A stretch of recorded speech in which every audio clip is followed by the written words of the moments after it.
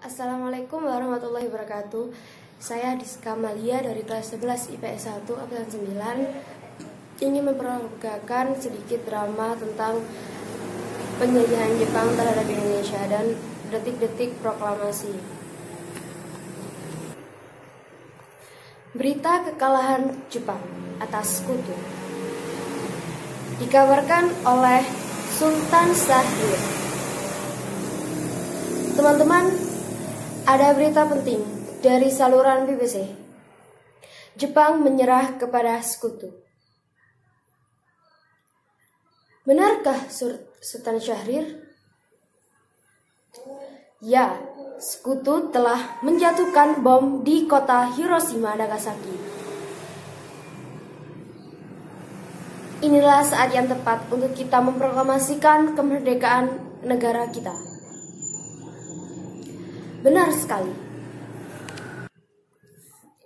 Pada tanggal 15 Agustus 1945, di Jalan Pegangsaan Timur nomor 17, Jakarta, berkumpullah para pemuda dan juga beberapa golongan tua, antara lain Insinyur Soekarno dan Dr. Andes Muhammad Hatta, untuk membicarakan proklamasi kemerdekaan Indonesia.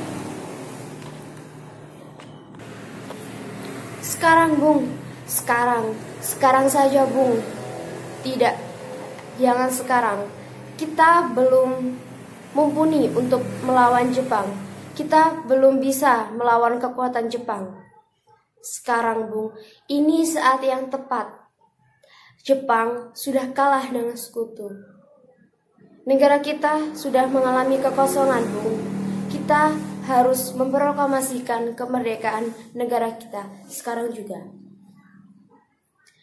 Tidak, kawan-kawan, ini belum saatnya. Kita masih kalah dengan Jepang. Sekarang, Bung, Jepang sudah kalah dengan Sekutu. Baiklah, beri saya waktu untuk merundingkan hal ini kepada yang lainnya.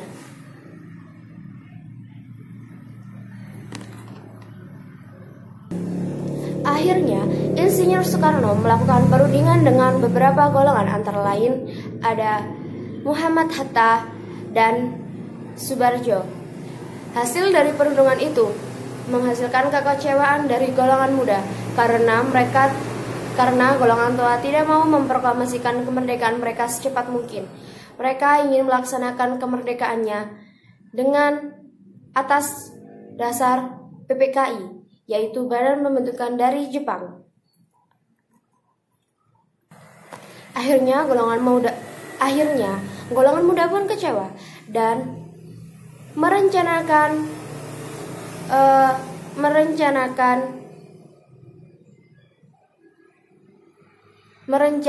untuk mengasingkan Soekarno dan Muhammad Hatta. Akhirnya golongan muda pun mengasingkan Soekarno dan Muhammad Hatta ke Rengas Dengklok. Assalamualaikum. Waalaikumsalam. Ada apa saudara datang sepagi ini? Kami bermaksud membawa Anda dan Soekarno untuk ikut kami menuju tempat pengasingan. Tempat pengasingan? Apa yang saudara maksudkan? Ya, kami akan membawa kalian untuk diasingkan agar terhindar dari ancaman rakyat dan bentrok antara rakyat dan Jepang. Baiklah, kami akan ikut. Sebaiknya Anda membawa istri dan anak Anda supaya mereka juga aman. Baiklah. Apakah kalian tahu di mana Soekarno dan Muhammad Hatta? Mohon maaf, saya tidak tahu, Bu.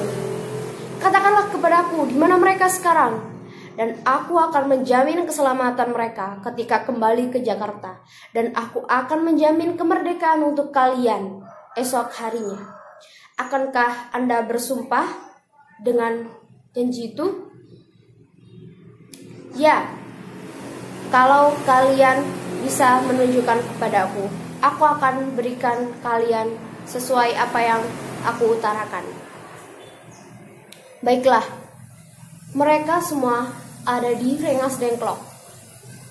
Akhirnya, salah satu pemuda bernama Yusuf Kunto mengantarkan Mr. Ahmad Subarjo beserta sekretaris pribadinya, Sudiro, menjemput Bung Hatta dan Bung Karno di kota Rengas Dengklok.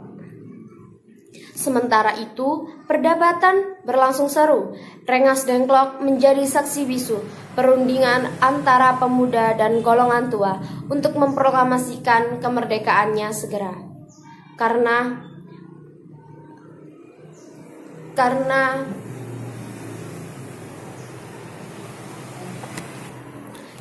golongan muda ingin segera memproklamasikan kemerdekaan, ingin segera negara tercinta ini merdeka.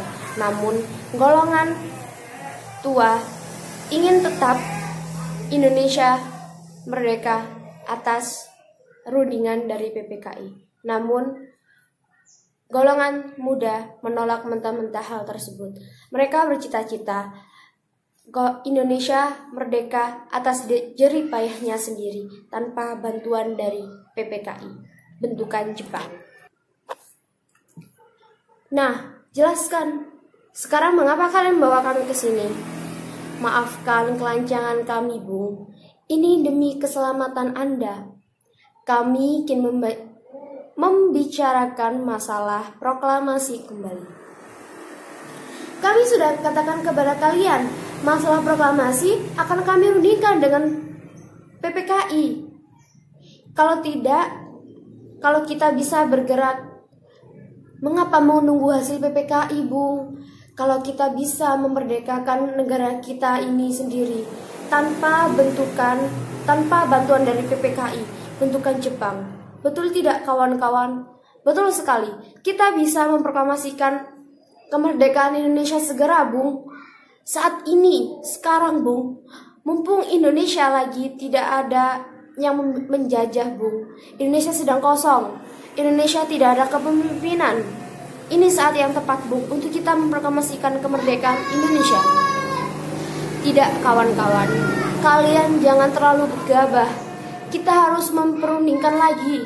Kita harus ambil baik dan baik buruknya apabila kita melakukan proklamasi sekarang.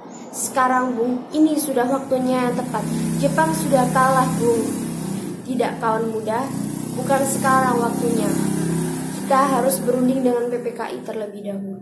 Sekarang, Bung.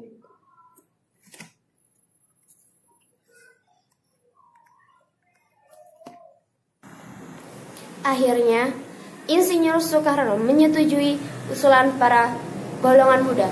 Akhirnya, pada tanggal 17 Agustus 1945, golongan muda dan golongan tua menuju ke Jakarta. Mereka berunding di rumah Laksamana Maeda dan naskah proklamasi diketik oleh mereka memperbincangkan tentang naskah proklamasi. Disaksikan oleh 3 pemuda, Sudiro, BM Diah, dan Soekarno